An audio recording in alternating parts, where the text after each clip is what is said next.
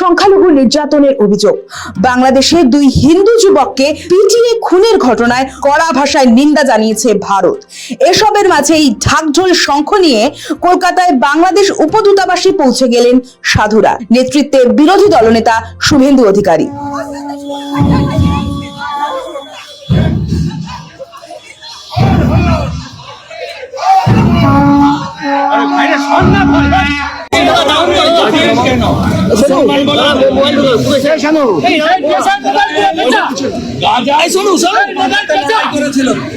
আমরা 100 কোটি হিন্দু বাংলাদেশের 1.5 কোটি হিন্দুর জন্য লড়ব।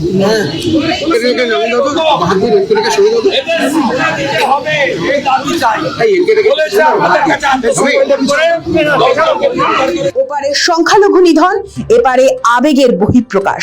কলকাতার বাংলাদেশ উপদূতাবাসের সামনে লাগাতার বিক্ষোভ দেখাচ্ছেন সনাতন হিন্দু ধর্মাবলম্বীরা। শুক্রবার বিকেলেও সাধু সন্তদের নিয়ে বেগবাগানের কাছে বাংলাদেশ ডেপুটি হাইকমিশনের সামনে বিরোধী দলনেতা শুভেন্দু অধিকারীর নেতৃত্বে জড়ো হন সাধুরা। তার বুকে ঝোলানো ছিল বাংলাদেশে নিহত হিন্দু যুবক দীপু দাসের ছবি, যার সাধুকে সঙ্গে নিয়ে কার্যালয়ে ঢুকে ডেপুটেশন দিতে যান শুভেন্দু। পুলিশের বাধার মুখে পড়লেও ব্যারিকেড পেরিয়ে সোজা কার্যালয়ের গেটে পৌঁছে যান তারা। তখনও বাইরে ঢাকঢোল শঙ্খবাজি পড়লেন হিন্দুরা। তাদের ঘিরে বেগবাগান এলাকা ভিড়ে ভিড়াক্কার।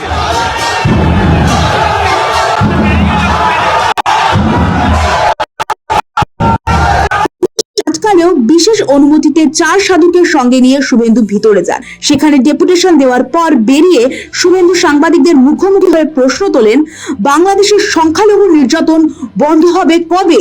সংখ্যালঘুদের সুরক্ষা ইংরেজ সরকার নিশ্চিত না করলে ভারত সরকার ব্যবস্থা নেবে বলেও জানান তিনি।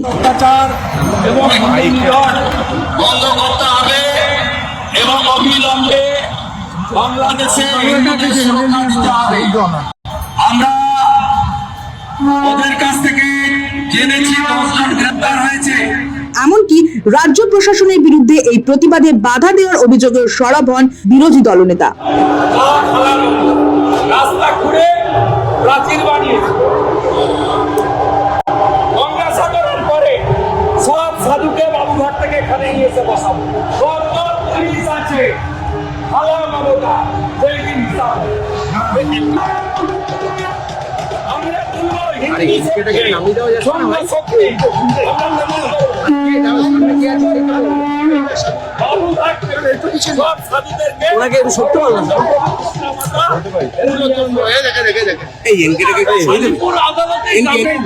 ধর্ণা হবে।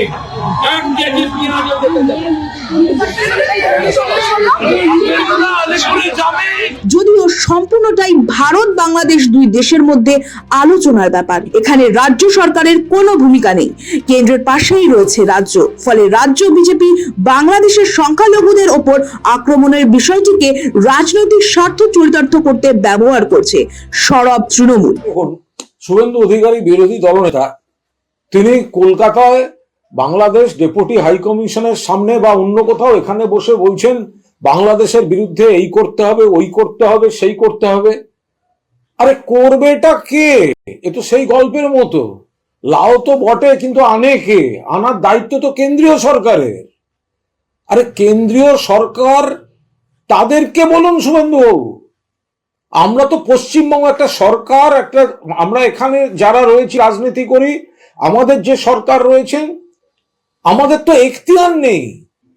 আমরা এই সামগ্রিক হিংসার বিরুদ্ধে আমরা নিন্দা করছি, কিন্তু আমরা কিছু করতে পারি না কারণ আমাদের এখতিয়ার নেই।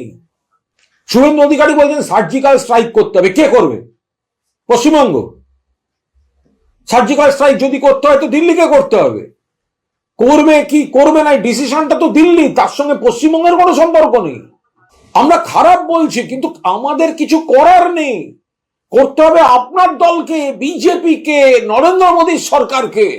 আপনার দলের সরকার, আপনারা কথায় কথায় দিল্লি দেখান, তো এখানে আপনি মিডিয়া গরম করে রাস্তাঘাটে গন্ডগোল করে আপনার কি লাভ হচ্ছে এখানে? গত 8ই ডিসেম্বর রাতে বাংলাদেশের ময়মনসিংহ জেলার হিন্দু যুবক দীপু দাসকে পিটিয়ে জ্বালিয়ে হত্যা করে মৌলবাদীরা। মোহাম্মদ ইউনূসের আমলে নতুন করে সে দেশে সংখ্যালঘু হিন্দুদের উপর এই মর্মান্তিক নির্যাতনের রেশ এসে পৌঁছয় এপার বাংলাতেও। কলকাতা ও সংলগ্ন এলাকায় সনাতন ধর্মাবলম্বীরা ফুঁসে ওঠে। খুনিদের যথাযথ শাস্তির দাবিতে বেগবাগানে বাংলাদেশের উপদূতাবাসের সামনে লাগাতার বিক্ষোভ শুরু হয়। এর নেতৃত্বে বিরোধী দলনেতা শুভেন্দু অধিকারী। এই বিক্ষোভের মাঝে শৃঙ্খলা ভঙ্গের অভিযোগে আগেই পুলিশ বেশ কয়েকজনকে গ্রেফতার করেছিল। শুক্রবার আলিপুর আদালতে তাদের জামিনের দাবিতেও জমায়েত করেন সাধুরা। শঙ্খ বাজিয়ে সরব হতে দেখা যায় তাদের। শেষমেশ অবশ্য 12 জন বিক্ষোভকারীর জামিন মঞ্জুর হয়। এদিকে শুভেন্দু অধিকারীর নেতৃত্বে শুক্রবার বাংলাদেশ উপদূতাবাসের আধিকারিকদের সঙ্গে দেখা করে একটি দল। তাদের বুকে ঝোলানো ছিল দীপু দাসের ছবি। শফিক সান্যালের রিপোর্ট, সময়, কলকাতা।